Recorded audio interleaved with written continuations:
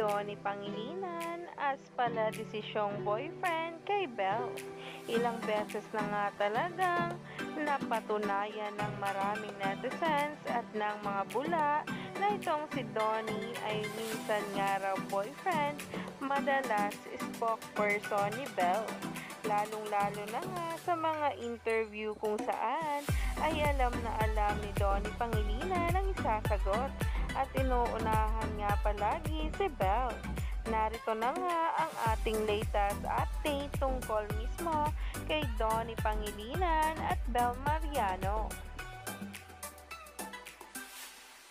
Sabi pa nga sa post, a short compilation of Donnie Pangilinan never beating the pala desisyon, manager, spokesperson, and alam lahat ng tungkol kay Belle Mariano allegation.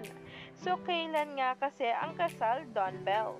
Na kung saan ang pasaringang ito ay umani na ng samot-saring komento.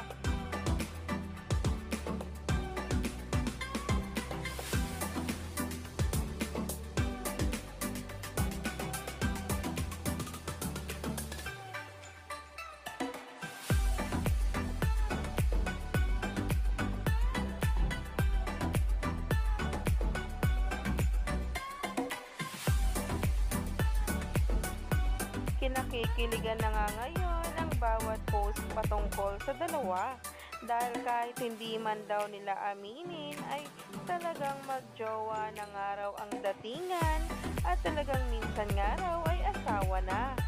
Umani pa nga agad ito ng samot-saring komento sa social media at ngayon ay nagtitrending.